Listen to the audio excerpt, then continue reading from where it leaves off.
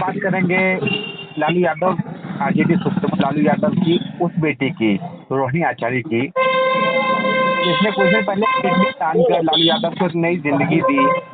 पीछे हमने देखा लोकसभा चुनाव में सारण लोकसभा सीट पर राजीव प्रताप रूडी के खिलाफ चुनाव भी लड़ा था, हालांकि जीत नहीं पाई, लेकिन इस वक्त वो एक बार फिर से चर्चा में है। और उसकी वजह है कि रोहिणी ने आरोप लगाया है विधानसभा चुनाव के नतीजे आने के बाद कि हमें घर पर पिटाई करने की कोशिश की, हमें हमारे साथ गंदी बात की। घर का जो झगड़ा होता है वो एक तरीके से सड़क पर आया है। अब अगर एक बहन इस तरीके से एलिगेशन लगा रही है तो इसके क्या कुछ मायने हैं? बात करने के लिए हमारे साथ बिहार की राजनीति को बेहतर तरीके से समझने वाले पत्रकार राहुल राज जी हैं।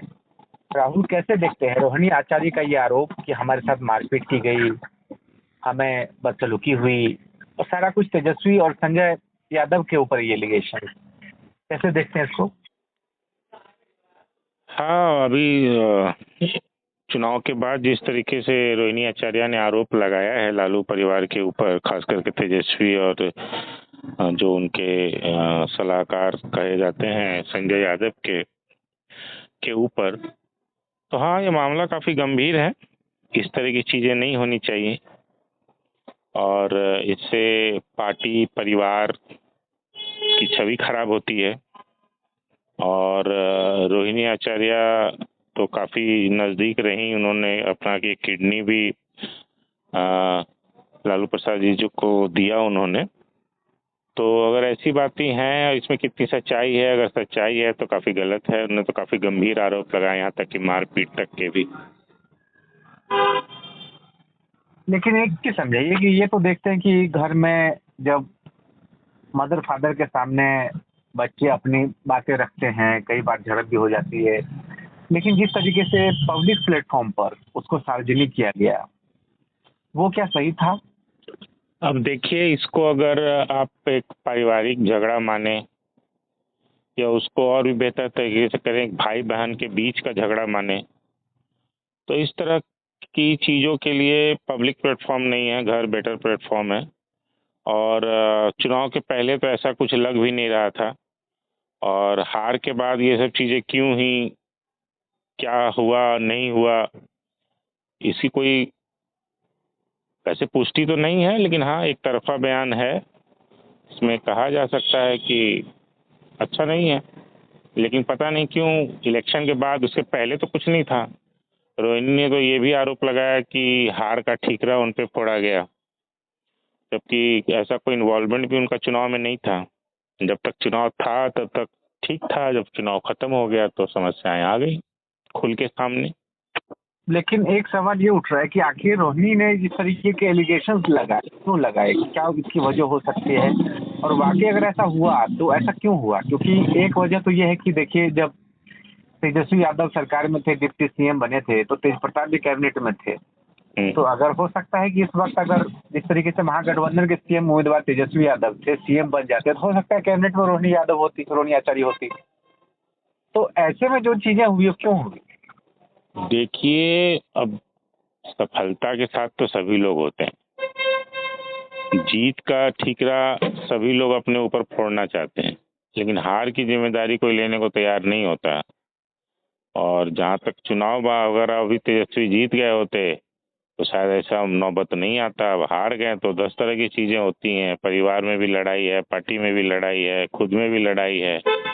अब खुद देखिएगा कि कुछ दिन पहले तेज प्रताप भी पार्टी, परिवार, घर सब छोड़ के चले गए। तो कुछ ना कुछ तो हो रहा है लालू परिवार के अंदर, और कुछ ना कुछ तो गंभीर बातें हैं जो धीरे धीरे खुल के सामने आ रही हैं। इससे कोई दो राय नहीं बनती कि कुछ है नहीं, कुछ तो है जरूर। लेकिन क्या इसमें एक तो इस वक्त आरजेडी मतलब तेजस्वी यादव भी हो गया एक तरीके से, क्या तेजस्वी यादव के बिना आरजेडी की कल्पना कर सकते हैं कि अपना शेष बना लिया है? देखिए, जितनी भी क्षेत्रीय पार्टी हैं, चाहे महाराष्ट्र की शिवसेना हो या बिहार का आरजेडी हो, इस तरह की जितनी और भी क्षेत्रीय पार्टी हैं, किसी न किसी एक आदमी, एक परिवार के भरोसे चलता है। लालू के बाद कमान जो है तेजस्वी के हाथों में आई, उनके बिना तो कल्पना नहीं की जा सकती। हाँ, परिवारवाद का आरोप के साथ पार्टी कई हैं, उसमें एक आरजेडी भी है। भाई बहन मीसा भारती सांसद हैं, रोहिणी आचार्य चुनाव लड़ चुकी हैं, तेज प्रताप मंत्री थे। तो ये तो चीजें हैं, लेकिन कल्पना तो फिलहाल तो नहीं की जा सकती कि अभी इनको छोड़ के कोई और आरजेडी कमान ले। लेकिन परिवार में अगर बच्चे हैं तो अधिकार तो सबका बराबर होता है, और उसमें अगर तेजस्वी यादव को वेटेज दिया गया तो क्या बाकी बच्चे फील नहीं कर रहे होंगे, चाहे वो बेटा हो या बेटी हो? तो ये तो हर जगह होता है, उत्तराधिकारी तो कोई एक ही होता है, कहीं भी होता है। पारिवारिक झगड़े तो सब में होते हैं, हर जगह होता है, हर परिवार में झगड़े होते हैं। अब सबको तो आप उत्तराधिकारी बना नहीं सकते। अब राज ठाकरे की क्या कहते हैं शिवसेना थी, तो उद्धव उसके उत्तराधिकारी बने। राज ठाकरे को नागवार गुजरा, उन्होंने पार्टी छोड़ दी। ऐसे बहुत से उदाहरण हैं। आप समाजवादी पार्टी चले जाइए, अखिलेश के और भी भाई हैं, बहन है, लेकिन अखिलेश के हाथ में कमान है। तो होती है का उत्तराधिकारी, तो आप किसी एक को ही बनाएंगे ना। कोई प्रॉपर्टी पार्टी कोई प्रॉपर्टी तो है नहीं कि आप उसका बंटवारा कर देंगे। जी। तो इस वक्त अब आगे क्या देखते हैं आप? एक आरजेडी में जिस तरीके की मुसीबत सामने आई है, जिस तरीके का संकट, अंदरूनी कलह, तब इस पार्टी के लिए क्या कुछ चैलेंजेस देख रहे हैं आप इस वक्त आगे? देखिए, अब जहाँ तक पार्टी के लेके चैलेंजेस हैं, चुनाव अभी हुआ है, चुनाव में करारी शिकस्त हुई है, ठीक है, और आने वाले चुनाव हैं। तो ऐसा नहीं है कि राजनीति में आरजेडी फिलहाल खत्म होने जा रही है, क्योंकि ऐसे मौके कई पार्टियों के लिए कभी आते हैं जाते हैं। लेकिन हाँ, अगर इन सब चीज़ों को जल्दी से समेटा नहीं गया तो इसका आने वाले समय में बुरा प्रभाव पड़ेगा। पार्टी टूट भी सकती है, और पार्टी में टूटने के लिए कुछ ज़्यादा कुछ है नहीं। पार्टी में एकमात्र चेहरा है, टूटने का उसका कोई असर पार्टी नहीं है। 25 साल से अब सत्ता में बाहर है, आने वाले 5 साल के बाद पार्टी रहेगी नहीं रहेगी, ये तो आने वाला समय बताएगा। लेकिन एक रियलिटी तो ये थी ना कि 2015 के बाद से जिस तरीके से सीटें कम हुई, 2015 में 80 सीट, फिर 75 सीट और अब 25 सीट, तो ये आखिर ऐसे तरीके से कैसे देखते हैं? ये जो इतनी गिरावट हुई है, पार्टी की लोकप्रियता में कमी आई है, तो ये इसका क्या फैक्टर देख रहे हैं? अब देखिए, 2005 में अच्छी खासी सीट आई थी, 2010 में और 2025 में ज़्यादा अंतर नहीं है। 2010 में भी इतनी ही सीट आई थी। मुझे सीट तो पूरा याद नहीं है, लेकिन शायद इससे कम ही था। फिर 2015 में ठीक ठाक सीट आई, 2020 में ठीक ठाक सीट आई। देखिए, बिहार के राजनीति में लालू का अभी फिलहाल तो प्रभाव रहेगा, ठीक है, क्योंकि वहाँ का जो सामाजिक परिवेश है वो थोड़ा डिफरेंट है, अलग है। बाकी देश से आप तुलना करें, बिहार के राजनीतिक परिप्रेक्ष्यों कई चीज़ें, कई फैक्टर्स काम करती हैं। तो फिलहाल अभी आरजेडी रहेगा जब तक कि नीतीश कुमार एनडीए के साथ हैं। मतलब नीतीश कुमार का भी अब राजनीतिक कैरियर उतना लंबा नहीं चलेगा, लेकिन हाँ चलेगा।